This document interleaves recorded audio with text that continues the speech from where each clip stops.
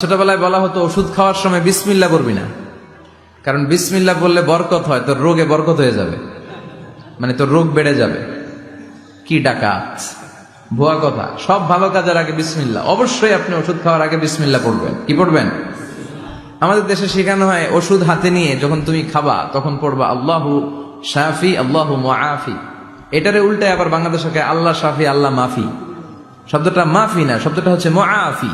আল্লাহু শাফি আল্লাহু মুআফি। খেয়াল থাকবে, পড়েন আল্লাহু শাফি আল্লাহু মুআফি আল্লাহু শাফি আল্লাহু মুআফি।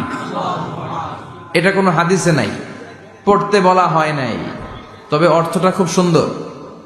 আল্লাহ তিনি শিফা দান করেন, আল্লাহ রোগ থেকে মুক্তি দান করেন। ওষুধ আমি খাচ্ছি, মেডিসিন খাওয়া সুন্নাহ, কিন্তু ওষুধ আমারে শেফা দেয় না, মুআফাত দেয় না। আমারে শেফা দেয় কে? আল্লাহ। এই ঘোষণাটা, অ্যানাউন্সমেন্টটা বেশ ভালো, আপনি পড়তে পারেন, কিন্তু সুন্নাহ মনে করে না। এটা ভালো অর্থ, তাই পড়ি। আর বিসমিল্লাহ অবশ্যই পড়বেন। সব ভালো কাজের আগে কি? বিসমিল্লাহ। আল্লাহ বুঝার তৌফিক দান করো।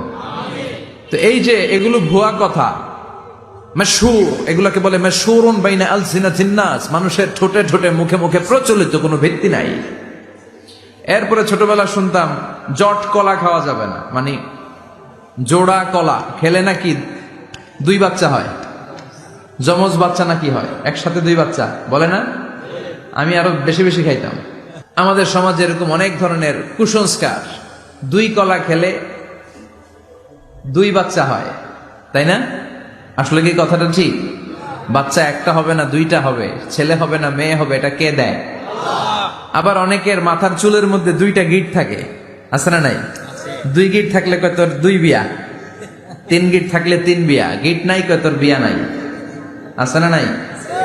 ছোটবেলা আমরা শুনতাম ডুমুর ফল খেলে নাকি মানুষ পাগল হয়ে যায়। এরকম অনেক আজে বাজে কথা কিন্তু আমরা ছোটবেলা শুনেছি, যেগুলোর ভিত্তি নাই। বলা হতো পরীক্ষার দিন সকালে কেউ যদি ডিম খেয়ে যায় তাহলে পরীক্ষা নাকি ডিম পায়। এটা ভুয়া কথা, ডাহা মিথ্যা। আমি সব সময় ফাইনাল পরীক্ষার দিন সকালে ডিম খেয়ে যেতাম, আর পরীক্ষা দিয়ে ফার্স্ট হয়ে যেতাম। এজন্য ডিম খেয়ে গেলে কেউ ডিম পায় না। আমরা বিশ্বাস করি খাইরিহি ওয়া শাররিহি মিনাল্লাহি, ভালো হোক মন্দ হোক করে কে? আল্লাহ। এগুলো মুসলমান বিশ্বাস করতে পারে? মুসলমান বিশ্বাস করে একজনকে, তিনি কে? আল্লাহ।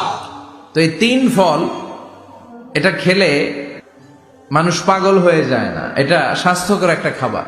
আর বিসমিল্লাহ অবশ্যই পড়বেন। সব ভালো কাজের আগে বিসমিল্লাহ। অবশ্যই আপনি ওষুধ খাওয়ার আগে বিসমিল্লাহ পড়বেন। কি পড়বেন?